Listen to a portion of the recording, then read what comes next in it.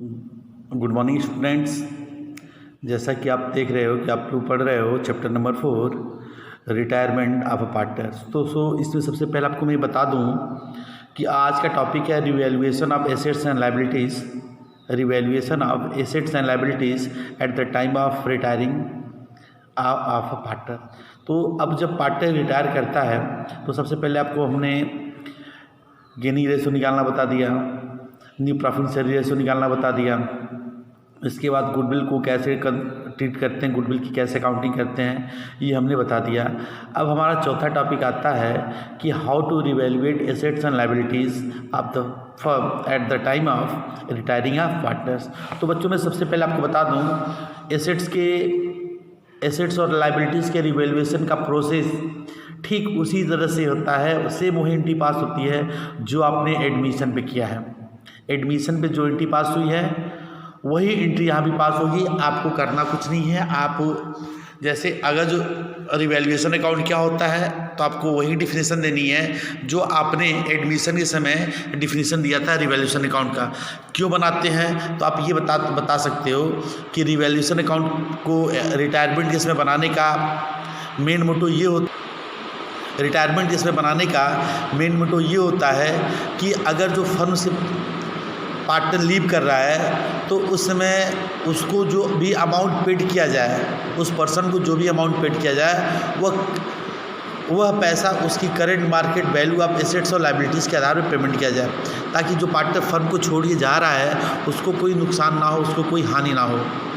ठीक है, तो इस चीज़ों को ध्यान में रख करके हम फर्म की एसेट्स और लायबिलिटीज़ को रीवैल्यूएट करते हैं।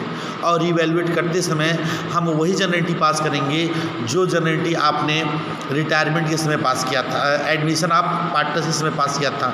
जैसे मान लीजिए कि अगर जो एसेट्स की वैल्यू कम हो रही है, सपोज कर लो कि किसी एसेट्स की वैल्यू कम हो रही है, तो एसेट्स की वैल्यू कम हो रही है तो revaluation account debit to assets account.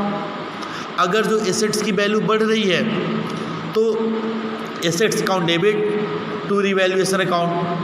यानी अगर जो एसेट्स बढ़ेगी तो एसेट डेबिट होगी, यानी रिवैल्यूएशन अकाउंट एसेट डेबिट होगी, और एसेट्स घटेगी तो एसेट्स क्रेडिट होगी। अब बात होती है लायबिलिटीज़ बढ़ रही है। अगर जो लायबिलिटीज़ बढ़ रही है तो revaluation account debit, liabilities increase हो रही है तो revaluation account debit to liabilities account. और अगर जो लायबिलिटीज़ कम हो रही है तो liabilities account debit to revaluation account. ये बच्चों एंट्री पास होगी। इसके बाद अब चाहे डेबिट में कमी आवे चाहे क्रेडिट में कमी आवे, जिस साइड में कमी आएगी आप पार्टनर्स के बीच में, सारे पार्टनर्स के बीच में ओल्ड रेशियो में उसको डिस्ट्रीब्यूट कर देंगे। ये पुराना का पुराना फंडा, इसमें कोई चेंज है नहीं। लेकिन मान लीजिए क्वेश्चन में आप रिवैल्यूएशन अकाउंट बना रहे हैं तो मैं उसके लिए शार्ट ट्रिक बता रहा हूँ, एकदम संक्षेप में बता रहा हूँ कि अगर जो एसेट्स की वैल्यू घट रही है तो रिवैल्यूएशन अकाउंट के डेबिट में लिखेंगे, और अगर जो एसेट्स की वैल्यू बढ़ रही है तो रिवैल्यूएशन अकाउंट के क्रेडिट में लिखेंगे। और अगर जो एसेट्स की लायबिलिटीज़ की वैल्यू बढ़ रही है, यदि लायबिलिटीज़ की वैल्यू बढ़ रही है तो उसको रिवैल्यूएशन अकाउंट के डेबिट में लिखेंगे, और यदि लायबिलिटीज़ की वैल्यू घट रही है तो उसको रिवैल्यूएशन अकाउंट के क्रेडिट में लिखेंगे। याद रखिए, जितने से वैल्यू बढ़ती या घटती है हम केवल उसी वैल्यू को ही रिकॉर्ड करते हैं, किसी अन्य वैल्यू को रिकॉर्ड नहीं करते। इसके बाद बच्चों हम क्या करेंगे, रिवैल्यूएशन अकाउंट की बैलेंसिंग करेंगे। जो भी रिवैल्यूएशन अकाउंट होगा आप उसको बैलेंस करेंगे। बैलेंस करने पे ये देखेंगे कि डेबिट साइड में कमी आ रही है, क्रेडिट साइड में कमी आ रही है। अगर जो रिवैल्यूएशन अकाउंट की डेबिट साइड में कमी आ रही है तो इसे बोलते हैं प्रॉफिट ऑन रिवैल्यूएशन, और अगर जो रिवैल्यूएशन अकाउंट के क्रेडिट साइड में कमी आती है तो इसको बोलते हैं लॉस ऑन रिवैल्यूएशन। चाहे प्रॉफिट हो चाहे लॉस हो, सारे ओल्ड पार्टनर्स के बीच में ओल्ड रेशियो में इस प्रॉफिट या लॉस को हम डिस्ट्रीब्यूट कर देते हैं। तो ये पूरा का पूरा आपका रिवैल्यूएशन अकाउंट है जो कि प्रीवियस की तरह है, आप इसको देखें और रिवाइज करें। तो स्टूडेंट्स, जैसे आज मैं revaluation of assets and liabilities का प्रैक्टिकल क्वेश्चन नंबर 26 सॉल्व करने जा रहा हूं, जिसमें ABC were partners sharing profit and loss in the ratio of 5:3:2 है। Following was were balance sheet as, ये बैलेंस शीट दिया, कैटेस दिए हैं, ABC की कैपिटल दिया है, कैश दिया है, cash debtors, provision for output dips 2000 घटा के दिया, stock, plant, land and building. Question में कह रहा है A retire on the date of following adjustment were agreed upon. Bad debts amounting to 10,000 were to be written off and provision for doubtful debts to be maintained at existing rate. And unrecorded creditors of 2,000 will be taken into account. Third, a provision to be made for legal damage amounting to rupees 25,000. There is a liabilities for 15,000 for outstanding salary. Syndicators to be reduced by 8,000 being a liabilities not payable. तो ये बच्चों ये पूरा का पूरा ये अभी कुछ पॉइंट्स हमारे यहाँ पे हैं। जैसे 5वां पॉइंट है स्टॉक भी increase by 15,000 and plant is to be reduce by 80,000 1,80,000 यानी 2 लाख से 1,80,000 कर दिया गया। आपसे कहा जा रहा है कि pass journal entry to give effect to above adjustment and prepare evaluation account, ये आपको करना है, इसकी जनरेंटी हमें पास करना है। फर्स्ट थिंग स्टूडेंट्स अपने क्वेश्चन को अपने सामने रखिए तभी आपको सलूशन समझ में आएगा। जैसे क्वेश्चन 26 में सबसे पहला पॉइंट कह रहा है bad debts amounting to 10,000 were to be written off. Question में कह रहा है कि 10,000 का बैड डेब्ट्स राइट अप किया गया, तो जब बैड डेब्ट्स राइट अप किया जाएगा तो bad debts account debit to sundry debtors 10,000 का बैड डेब्ट्स हो गया। फिर आगे कह रहा है and provision for doubtful debts to be maintain at existing rate. अब देखिए एग्जिस्टिंग रेट से ही प्रोविजन फॉर डाउटफुल डेब्ट्स बनाना है। तो देखिए जैसे कि डेटर्स क्वेश्चन देखिए डेटर्स 1,50,000 के हैं और जबकि हमारा PBDD 9,000 है तो 15,96% की रेट से बन रहा है। तो अब एक काम करते हैं कि हमारे पास PBDD तो 9,000 है और 9,000 है और बैड डेब्ट्स हुआ है 10,000 का, तो 1,000 रुपये हमें कम पड़ रहा है। तो 1,000 रुपये हम कहाँ से निकालेंगे? रिवैल्यूएशन से निकालेंगे। तो PBDD account debit 9,000, revaluation account debit 1,000 to bad debts 10,000। अब ये तो हमारा बैड डेब्ट्स हो गया। अब क्वेश्चन में बोला है कि एग्जिस्टिंग रेट से बैड डेब्ट्स बनाना है, तो एग्जिस्टिंग रेट से जब अब बैड डेब्ट्स बनाना है तो आप यहाँ पे ध्यान दीजिएगा कि हमारे पास 1,50,000 के डेटर्स हैं और इसमें से बैड डेब्ट्स हो गए 10,000 के, तो बचे कितने? 1,40 के बचे।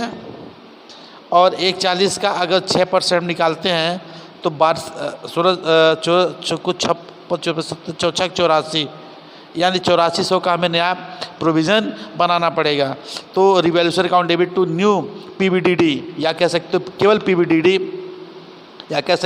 PBDD 8400। एक बार इसको और समझ लीजिएगा कि डेटर्स आपके 1,50,000 के थे, डेटर्स आपके 1,50,000 के डेटर्स थे, 10,000 का बैड डेब्ट्स हो गया, तो आपके डेटर्स कितने के बचे? 1,40 के बचे, 1,40,000 के। एग्जिस्टिंग रेट आपका 6% है तो 6% की दर से हम निकालेंगे 8400 का PBDD बनेगा। तो लाइबिलिटीज़ बढ़ जा रही है, तो लाइबिलिटीज जब बढ़ जा रही है तो revaluation account debit to provision for bad and doubtful debts 8400। फिर आते हैं अगला पॉइंट नंबर 2 कह रहा है an unrecorded creditors of ₹20,000 will taken into account. एक 20,000 का क्रेडिटर्स हमें अनरिकॉर्डेड था जिसको हमें अकाउंट में लेना पड़ा, तो हम एंट्री करेंगे revaluation account debit to creditors account या सिंडिकेटर्स अकाउंट 20,000। फिर आगे कह रहा है कि provision to be made for legal damage amounting ₹25,000। एक 25,000 का प्रोविजन डैमेज का प्रोविज़न हो गया, तो revaluation account debit to provision for legal damage, कोई इन्होंने कानूनी अनुबंध तोड़ा होगा। फिर आते हैं बच्चों, फिर कह रहा है कि there is a liabilities of 15,000 for outstanding salary. 15,000 की सैलरी आउटस्टैंडिंग है, तो आउटस्टैंडिंग है तो लायबिलिटीज बढ़ गई, तो revaluation account debit to outstanding salary 15,000। अब इसके बाद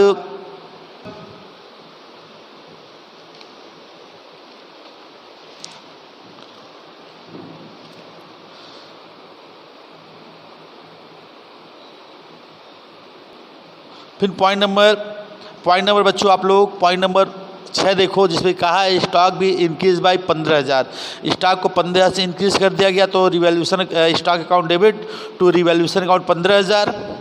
और फिर उसी के आगे कह रहा है and plant is to be reduce to 1,80,000। Plant को 1,80,000 तक घटा दिया गया, यानी 2 लाख का प्लांट 1,80,000 का हो गया। इसका मतलब सिंपल सा है कि 20,000 की कमी आई है, तो revaluation account debit to plant account 20,000। अब बच्चों हम क्या करेंगे, अब इसको हम जो भी हमारी एंट्री है पोस्टिंग करेंगे to bad debts 1,000 provision for bad and doubtful debts new जो हुआ है 8400, क्रेडिटर्स 20,000, क्लेम फॉर डैमेज जो हुआ है provision for claim for damage 25,000, outstanding salary 15,000, plant account 20,000, syndicate 60,000 और बाई स्टॉक 15,000। ये हम क्या करेंगे, जनरल एंट्री से पोस्टिंग कर लेंगे। जब जनरल एंट्री से पोस्टिंग कर लेंगे तो इसका जब टोटल करेंगे 89,400 आएगा और इसका टोटल करेंगे 23,000 आएगा। तो 23,000 को 89,400 से जब माइनस करेंगे तो हमारा 66,400 रिमेनिंग आएगा। ये हमारा लॉस है। अब इस लॉस को पार्टनर्स के बीच में हम क्या करेंगे, 5-3-2 के रेशो बांटेंगे। तो ए को मिलेगा 33,200, बी को मिलेगा 19,920 और सी को मिलेगा 13,280। ये पूरा का पूरा कंप्लीट सोल्यूशन है बच्चों, इसको आप लोग देखिए।